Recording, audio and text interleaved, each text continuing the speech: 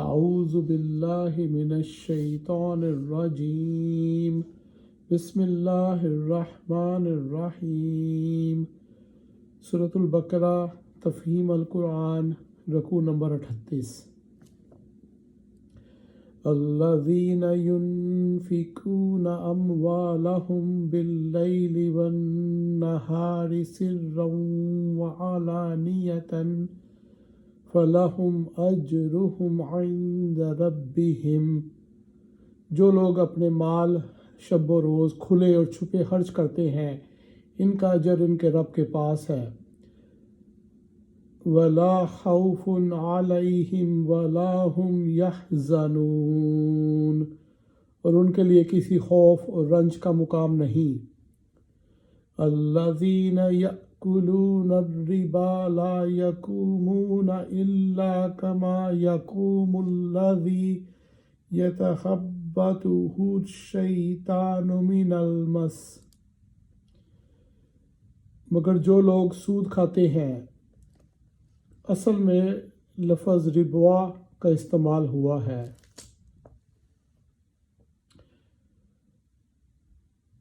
جس کے معنی عربی میں زیادتی اور اضافے کے ہیں۔ اصطلاحاً اہل عرب اس لفظ کو اس زائد رقم کے لیے استعمال کرتے تھے جو ایک قرض خواہ اپنے قرض دار سے ایک طے شدہ شرح کے مطابق اصل کے علاوہ وصول کرتا ہے۔ اسی کو ہماری زبان میں سود کہتے ہیں۔ نزول قرآن کے وقت سودی معاملات کی جو شکلیں رائج تھیں اور جنہیں اہل عرب ربوا کے لفظ سے تعبیر کرتے تھے وہ یہ تھی کہ مثلاً ایک شخص دوسرے شخص کے ہاتھ کوئی چیز فروخت کرتا اور ادائے قیمت کے لیے ایک مدت مقرر کر دیتا۔ اگر وہ مدت گزر جاتی اور قیمت ادا نہ ہوتی تو پھر وہ مزید مہلت دیتا اور قیمت میں اضافہ کر دیتا، یا مثلاً ایک شخص دوسرے شخص کو قرض دیتا اور اس سے طے کر لیتا کہ اتنی مدت میں اتنی رقم اصل سے زائد ادا کرنی ہوگی، یا مثلاً قرض خواہ اور قرض دار کے درمیان ایک خاص مدت کے لیے ایک شرح طے ہو جاتی تھی، اور اگر اس مدت میں اصل رقم مع اضافہ کے ادا نہ ہوتی تو مزید مہلت پہلے سے زیادہ شرح پر دی جاتی تھی۔ اسی نوعیت کے معاملات کا حکم یہاں بیان کیا جا رہا ہے۔ مگر جو لوگ سود کھاتے ہیں ان کا حال اس شخص کا سا ہوتا ہے جسے شیطان نے چھو کر باولا کر دیا ہو۔ اہل عرب دیوانے آدمی کو مجنون یعنی اسیب زدہ کے لفظ سے تعبیر کرتے تھے، اور جب کسی شخص کے متعلق یہ کہنا ہوتا کہ وہ پاگل ہو گیا ہے تو یوں کہتے کہ اسے جن لگ گیا ہے۔ اسی محاورے کو استعمال کرتے ہوئے قرآن سود خوار کو اس شخص سے تشبیہ دیتا ہے جو مخبوط الحواس ہو گیا ہو، یعنی جس طرح وہ شخص عقل سے خارج ہو کر غیر معتدل حرکات کرنے لگتا ہے، اسی طرح سود خوار بھی روپے کے پیچھے دیوانہ ہو جاتا ہے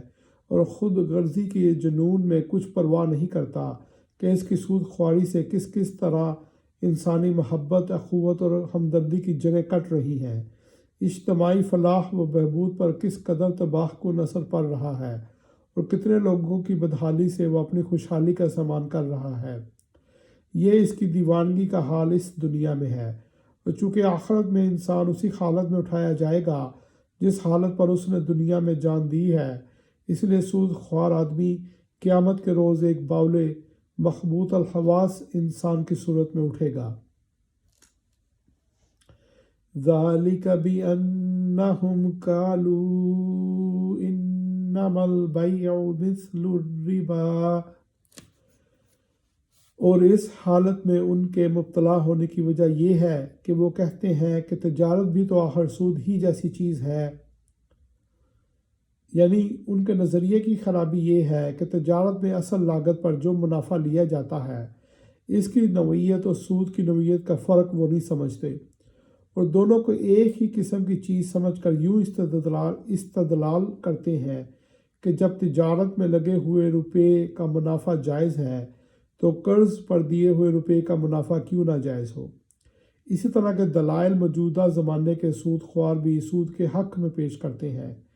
وہ کہتے ہیں کہ ایک شخص ایک شخص جو جس روپے سے خود فائدہ اٹھا سکتا تھا اسے وہ قرض پر دوسرے شخص کے حوالے کرتا ہے، وہ دوسرا شخص بھی بہرحال اس سے فائدہ ہی اٹھاتا ہے۔ پھر آخر کیا وجہ ہے کہ قرض دینے والے کے روپے سے جو فائدہ قرض لینے والا اٹھا رہا ہے اس میں سے ایک حصہ وہ قرض دینے والے کو نہ ادا کرے؟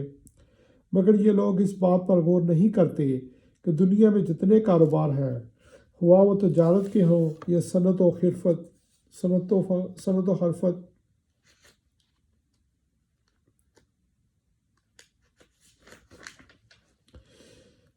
حرفت کے یا زراعت کے، اور خواہ انہیں آدمی صرف اپنی محنت سے کرتا ہو یا اپنے سرمائے اور محنت ہر دو سے، ان میں سے کوئی بھی ایسا نہیں ہے جس میں آدمی نقصان کا خطرہ یعنی رسک مول نہ لیتا ہو اور جس میں آدمی کے لیے لازماً ایک مقررہ منافع کی ضمانت ہو۔ پھر آخر پوری کاروباری دنیا میں ایک قرض دینے والا سرمایہ دار ہی ایسا کیوں ہو جو نقصان کے خطرے سے بچ کر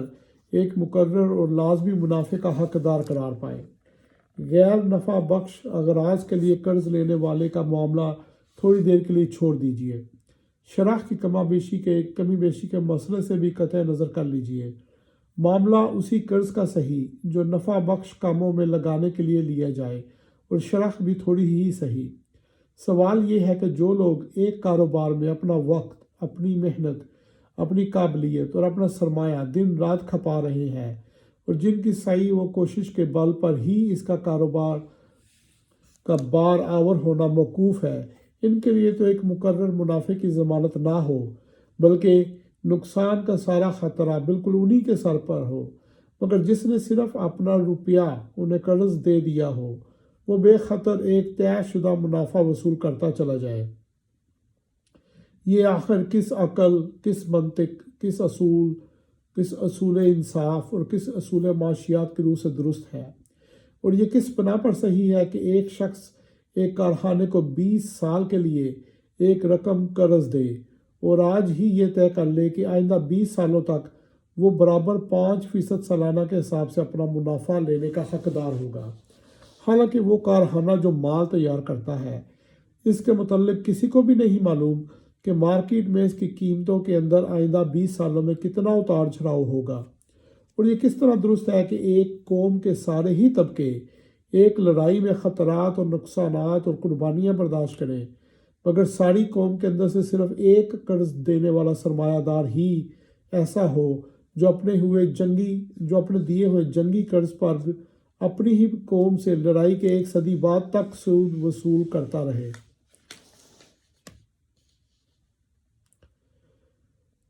وَأَحَلَّ اللَّهُ الْبَيْعَ وَحَرَّمَ الرِّبَا، حالانکہ اللہ نے تجارت کو حلال کیا ہے اور سود کو حرام۔ تجارت اور سود کا اصولی فرق جس کی بنا پر دونوں کی معاشی اور اخلاقی حیثیت ایک نہیں ہو سکتی یہ ہے: نمبر 1، تجارت میں بائع اور مشتری کے درمیان منافع کا مساویانہ تبادلہ ہوتا ہے، کیونکہ مشتری اس چیز سے نفع اٹھاتا ہے جو اس نے بائع سے خریدی ہے، اور بائع اپنی اس محنت، ذہانت اور وقت کی اجرت دیتا ہے جس کو اس نے مشتری کے لیے وہ چیز مہیا کرنے میں صرف کیا ہے، برخلاف اس کے سودی لین دین میں منافع کا تبادلہ برابری کے ساتھ نہیں ہوتا۔ سود لینے والا تو مال کی ایک مقرر مقدار لے لیتا ہے جو اس کے لیے بالیقین نفع بخش ہے، لیکن اس کے مقابلے میں سود دینے والے کو صرف مہلت ملتی ہے جس کا نفع بخش ہونا یقینی نہیں۔ اگر اس نے سرمایہ اپنی ذاتی ضروریات پر خرچ کرنے کے لیے لیا ہے تب تو ظاہر ہے کہ مہلت اس کے لیے قطعی نافع نہیں ہے،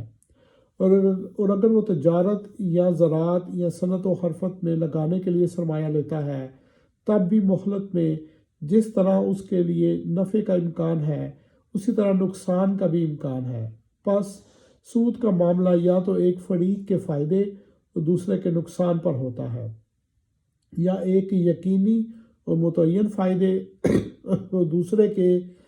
غیر یقینی اور غیر متعین فائدے پر۔ نمبر 2، تجارت میں بائع مشتری سے خواہ کتنا ہی زائد منافع لے، بہرحال وہ جو کچھ لیتا ہے ایک ہی بار لیتا ہے۔ لیکن سود کے معاملے میں مال دینے والا اپنے مال پر مسلسل منافع وصول کرتا رہتا ہے اور وقت کی رفتار کے ساتھ ساتھ اس کا منافع بڑھتا چلا جاتا ہے۔ مدیون نے اس کے مال سے ہوا کتنا ہی فائدہ حاصل کیا ہو،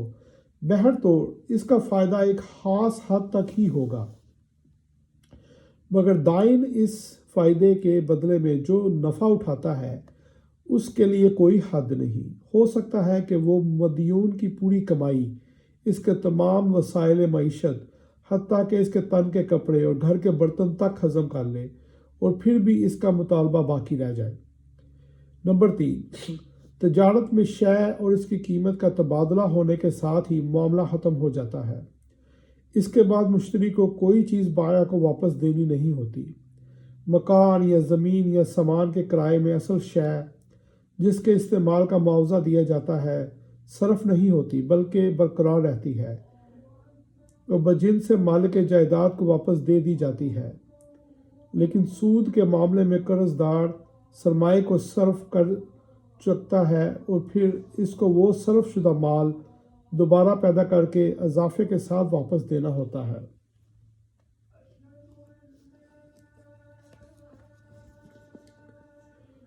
نمبر 4، تجارت و صنعت و حرفت و زراعت میں انسان محنت، ذہانت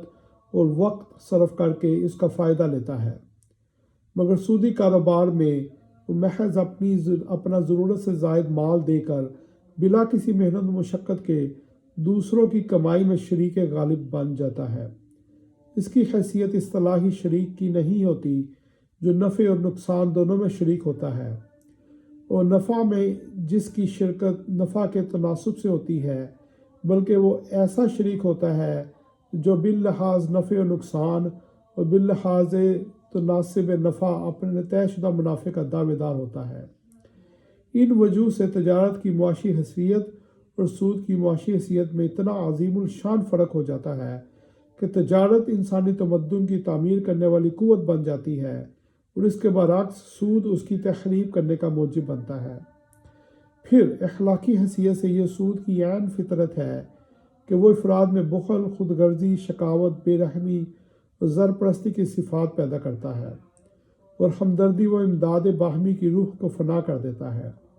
اس بنا پر سود معاشی اور اخلاقی دونوں حیثیتوں سے نوح انسان کے لیے تباہ کن ہے۔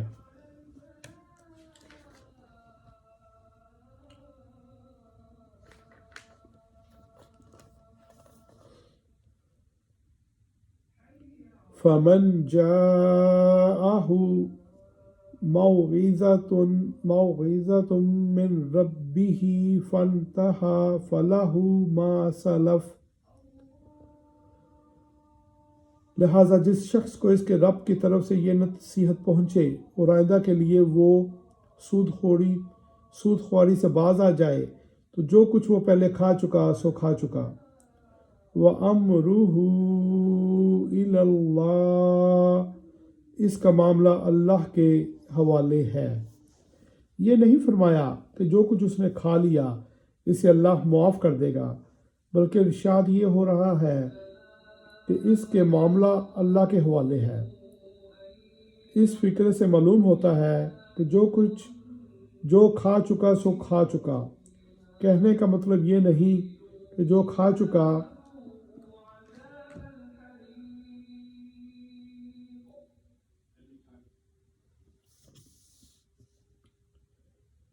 یہ نہیں فرمایا کہ جو کچھ اس نے کھا لیا اسے اللہ معاف کر دے گا، بلکہ ارشاد یہ ہو رہا ہے کہ اس کا معاملہ اللہ کے حوالے ہے۔ اس فکرے سے معلوم ہوتا ہے کہ جو کھا چکا سو کھا چکا، کہنے کا مطلب یہ نہیں ہے کہ جو کھا چکا اسے معاف کر دیا گیا، بلکہ اس سے محض قانونی رعایت مراد ہے، یعنی جو سود پہلے کھایا جا چکا ہے اسے واپس دینے کا قانوناً مطالبہ نہیں کیا جائے گا، کیونکہ اگر اس کا مطالبہ کیا جائے تو مقدمات کا ایک لامتناہی سلسلہ شروع ہو جائے جو کہیں جا کر ختم نہ ہو، مگر اخلاقی حیثیت سے اس مال کی نجاست بدستور باقی رہے گی جو کسی شخص نے سودی کاروبار سے سمیٹا ہو۔ اگر وہ حقیقت میں خدا سے ڈرنے والا ہوگا اور اس کا معاشی و اخلاقی نقطۂ نظر واقعی اسلام قبول کرنے سے تبدیل ہو چکا ہوگا، تو وہ خود اپنی اس دولت کو جو حرام ذرائع سے آئی تھی اپنی ذات پر خرچ کرنے سے پرہیز کرے گا اور کوشش کرے گا کہ جہاں تک ان حقداروں کا پتہ چلایا جا سکتا ہے جن کا مال اس کے پاس ہے، اس حد تک ان کا مال انہیں واپس کر دیا جائے، اور جس حصہ مال کے مستحقین کی تحقیق نہ ہو سکے اسے اجتماعی فلاح و بہبود پر صرف کیا جائے۔ یہی عمل اسے خدا کی سزا سے بچا سکے گا۔ رہا وہ شخص جو پہلے کمائے ہوئے مال سے بددستور لطف اٹھاتا رہے، تو بعید نہیں کہ وہ اپنی اس حرام خوری کی سزا پا کر رہے۔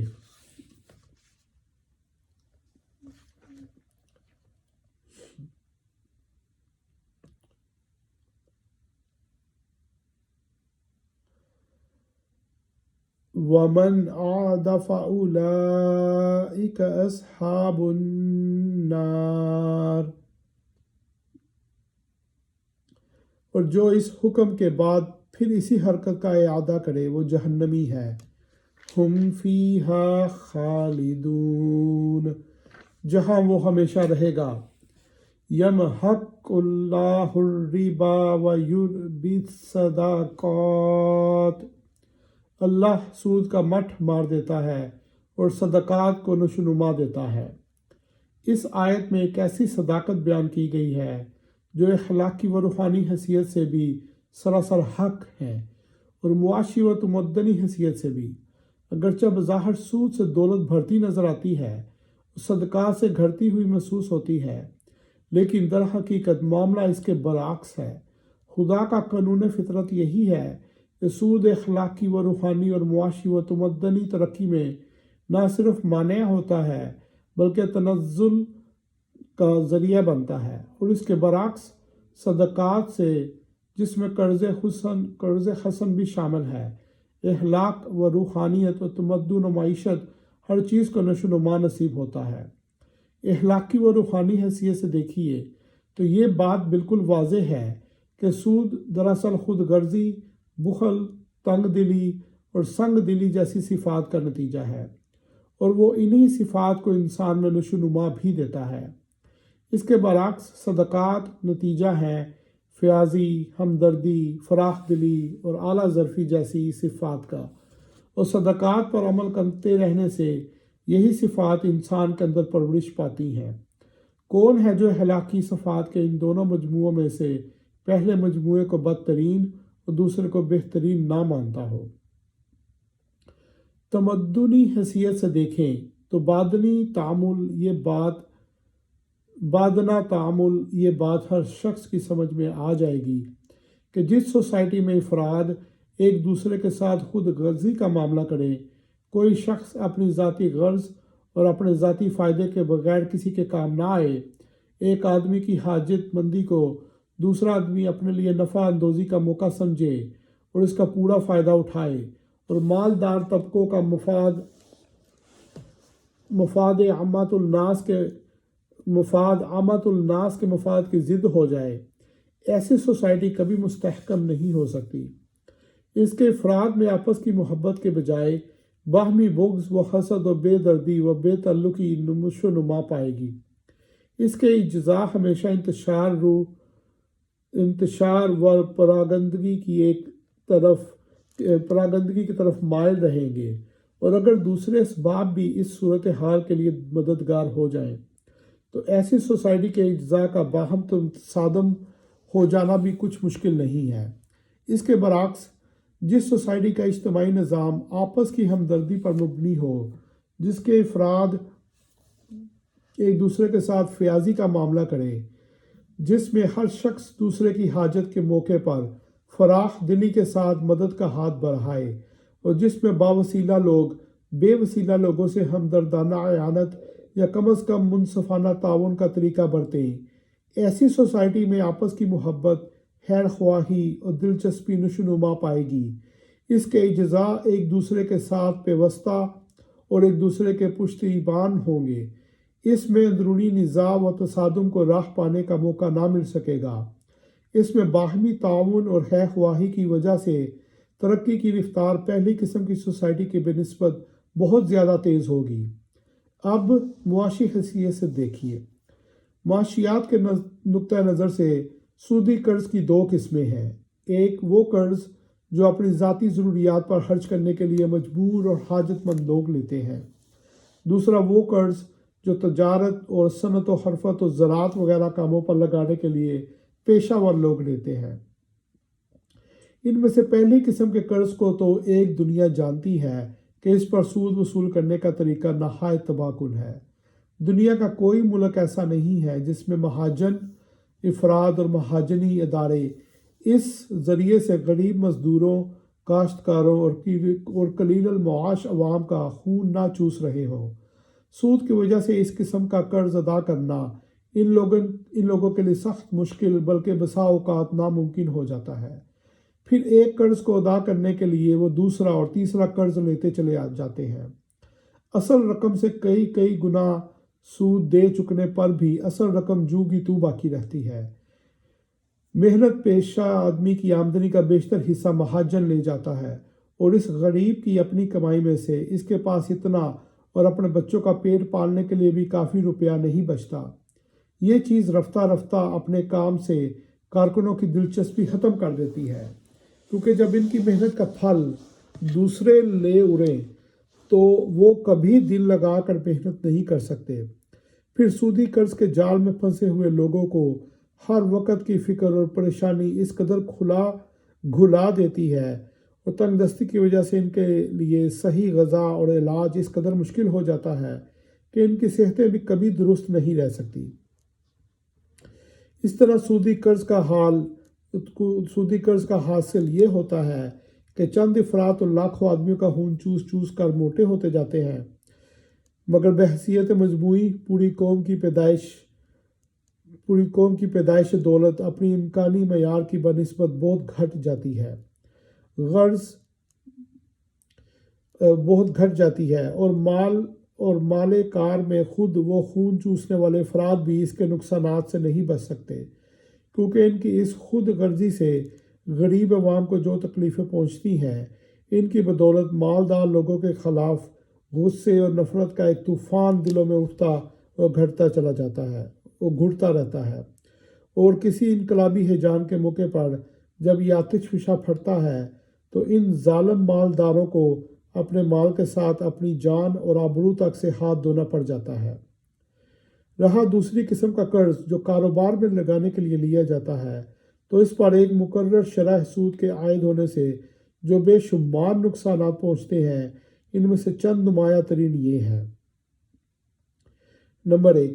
جو کام رائج الوقت شرح سود کے برابر نفع نہ لا سکتے ہوں، چاہے ملک اور قوم کے لیے کتنے ہی ضروری اور مفید ہوں، ان پر لگانے کے لیے روپیہ نہیں ملتا، اور ملک کے تمام مالی و وسائل کا بہاؤ ایسے کاموں کی طرف ہو جاتا ہے جو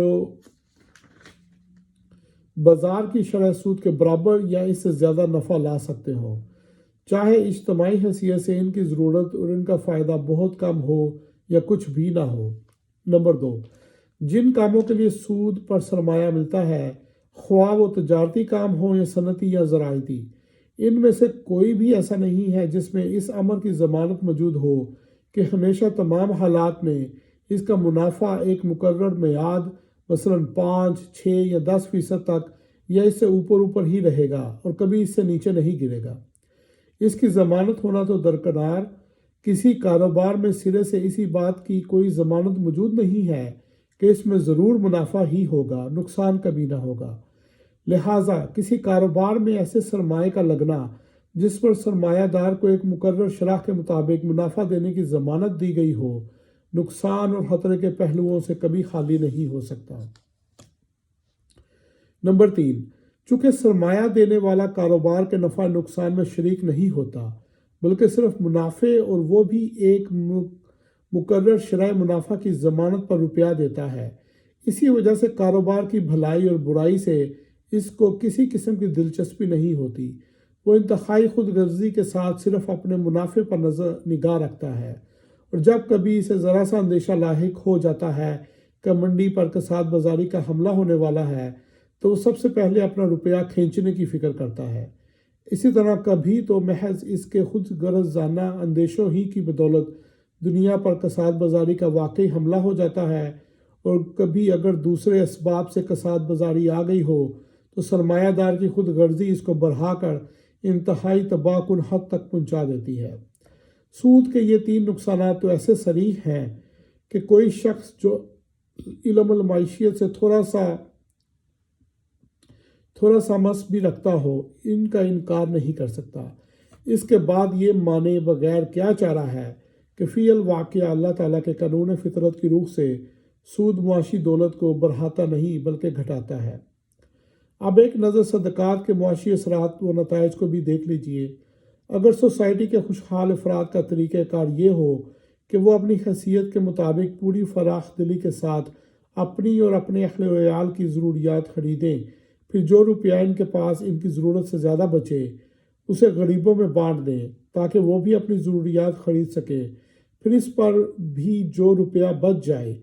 اسے یا تو کاروباری لوگوں کو بلا سود قرض دیں یا شرکت کے اصول پر ان کے ساتھ نفع نقصان میں حصہ دار بن جائیں، یا حکومت کے پاس جمع کر دیں کہ وہ اجتماعی خدمات کے لیے ان کو استعمال کرے۔ تو ہر شخص تھوڑے سے غور و فکر ہی سے اندازہ کر سکتا ہے کہ ایسی سوسائٹی میں تجارت اور صنعت و زراعت ہر چیز کو بے انتہا فروغ حاصل ہوگا، اس کے عام افراد کی خوشحالی کا معیار بلند ہوتا چلا جائے گا، اور اس میں بحیثیت مجموعی دولت کی پیداوار اور اس سوسائٹی کے بنسبت بدرجہ زیادہ ہوگی جس کے اندر سود کا رواج ہو۔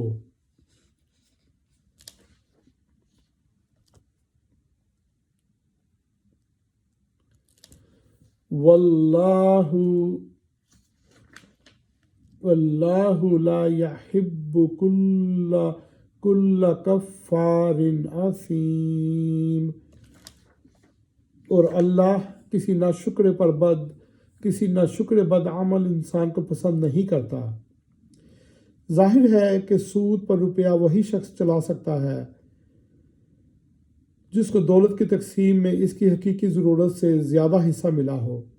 یہ ضرورت سے زیادہ حصہ جو ایک شخص کو ملتا ہے قرآن کے نقطہ نظر سے دراصل اللہ کا فضل ہے، اور اللہ کے فضل کا صحیح شکر یہ ہے کہ جس طرح اللہ نے اپنے بندے پر فضل فرمایا ہے اسی طرح بندہ بھی اللہ کے دوسرے بندوں پر فضل کرے۔ اگر وہ ایسا نہیں کرتا بلکہ اس کے برعکس اللہ کے فضل کو اس غرض کے لیے استعمال کرتا ہے کہ جو بندے دولت کی تقسیم میں اپنی ضرورت سے کم حصہ پا رہے ہیں ان کے قلیل حصے میں سے بھی وہ اپنی دولت کے زور پر ایک ایک جز اپنی طرف کھینچ لے تو حقیقت میں وہ ناشکرہ بھی ہے اور ظالم، جفاکار اور بد عمل بھی۔ ان الذین آمنوا وعملوا الصالحات واقاموا الصلاة وآتوا الزکاة لهم اجرهم عند ربهم، ہاں جو لوگ ایمان لے آئیں اور نیک عمل کریں اور نماز قائم کریں اور زکوٰۃ دیں ان کے اجر بے شک ان کے رب کے پاس ہیں۔ وَلَا خَوْفٌ عَلَيْهِمْ وَلَا هُمْ يَحْزَنُونَ، اور ان کے لیے کسی خوف اور رنج کا موقع نہیں۔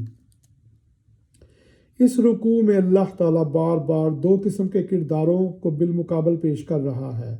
ایک کردار خود غرض، زرپرست، شائلاک قسم کے انسان کا ہے جو خدا اور خلق دونوں کے حقوق سے بے پرواہ ہو کر روپیہ گننے اور گن کر سنبھالنے اور ہفتوں اور مہینوں کے حساب سے اس کو بڑھانے اور اس کی بڑھوتری کا حساب لگانے میں منہمک ہو۔ دوسرا کردار ایک خدا پرست، فیاض اور ہمدرد انسان کا کردار ہے جو خدا اور خلق خدا دونوں کے حقوق کا خیال رکھتا ہو، اپنی قوت بازو سے کما کر خود کھائے اور دوسرے بندگان خدا کو کھلائے اور دل کھول کر نیک کاموں میں خرچ کرے۔ پہلی قسم کا کردار خدا کو سخت ناپسند ہے۔ دنیا میں اس کردار پر کوئی صالح سوسائٹی نہیں بن سکتی، اور آخرت میں ایسے کردار کے لیے غم و اندوہ کلفت و مصیبت کے سوا کچھ نہیں ہے، بخلاف اس کے اللہ کو دوسری قسم کا کردار پسند ہے، اسی سے دنیا میں صالح سوسائٹی بنتی ہے اور وہی آخرت میں انسان کے لیے موجب فلاح ہے۔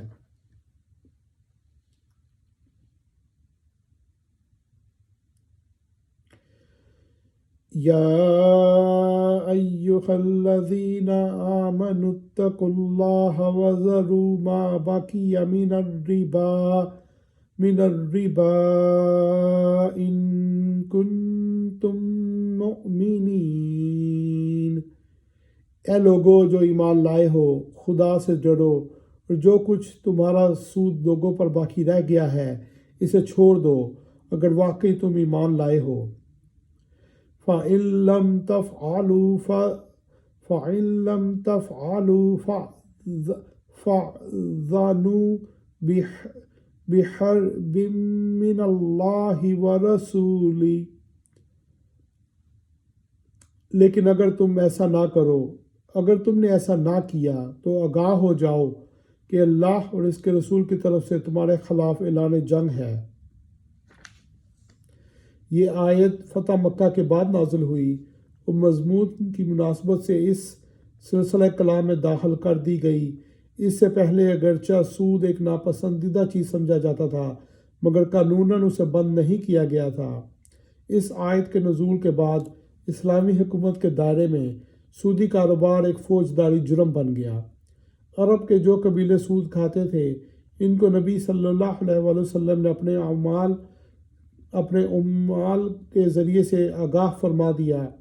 کہ اگر اب وہ اس لین دین سے باز نہ آئے تو ان کے خلاف جنگ کی جائے گی۔ نجران کے عیسائیوں کو جب اسلامی حکومت کے تحت اندرونی خود مختاری دی گئی تو معاہدے میں یہ تصریح کر دی گئی کہ اگر تم سودی کاروبار کرو گے تو معاہدہ فسخ ہو جائے گا اور ہمارے اور تمہارے درمیان حالت جنگ قائم ہو جائے گی۔ آیت کے آخری الفاظ کی بنا پر ابن عباس، حسن بصری، ابن سیرین اور ربیعہ بن انس رضی اللہ تعالیٰ عنہ رحمۃ اللہ علیہ کی رائے یہ ہے کہ جو شخص دارالاسلام میں سود کھائے اسے توبہ پر مجبور کیا جائے اور اگر باز نہ آئے تو اسے قتل کر دیا جائے۔ دوسرے فقہا کی رائے میں ایسے شخص کو قید کر دینا کافی ہے، جب تک وہ سود خواری چھوڑ دینے کا عہد نہ کرے اسے نہ چھوڑا جائے۔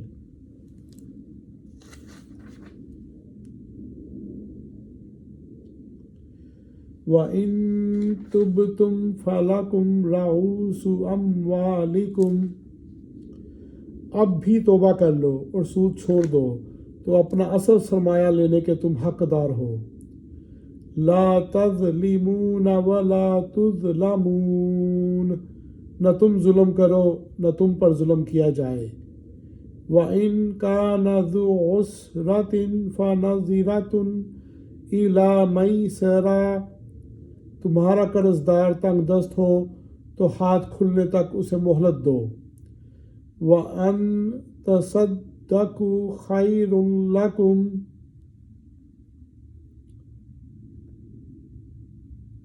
اور جو صدقہ کر دو تو یہ تمہارے لیے زیادہ بہتر ہے۔ ان کنتم تعلمون، اگر تم سمجھو۔ اس آیت سے شریعت میں یہ حکم نکالا گیا ہے کہ جو شخص ادائے قرض سے عاجز ہو گیا ہو،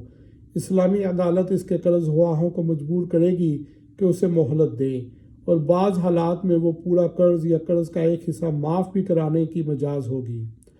حدیث میں آتا ہے کہ ایک شخص کے کاروبار میں گھاٹا آ گیا اور اس پر قرضوں کا بار بہت چڑھ گیا۔ معاملہ نبی صلی اللہ علیہ وآلہ وسلم کے پاس آیا۔ آپ صلی اللہ علیہ وآلہ وسلم نے لوگوں سے اپیل کی کہ اپنے اس بھائی کی مدد کرو، چنانچہ بہت سے لوگوں نے اس کو مالی امداد دی مگر قرضے پھر بھی صاف نہ ہو سکے۔ تب آپ صلی اللہ علیہ وآلہ وسلم نے اس کے قرض خواہوں سے فرمایا کہ جو کچھ حاضر ہے بس وہی لے کر اسے چھوڑ دو، اس سے زیادہ تمہیں نہیں دلوایا جا سکتا۔ فقہا نے تصریح کیا کہ ایک شخص کے رہنے کا مکان، کھانے کے برتن، پہننے کے کپڑے اور وہ آلات جن سے وہ اپنی روزی کماتا ہو کسی حالت میں قرق نہیں کیے جا سکتے۔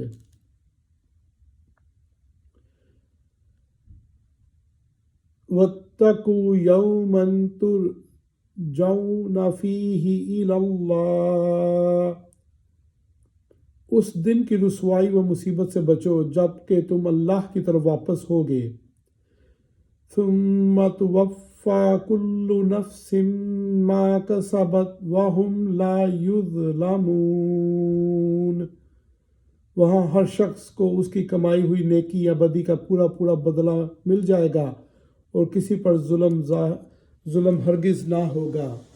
صدق اللہ العظیم۔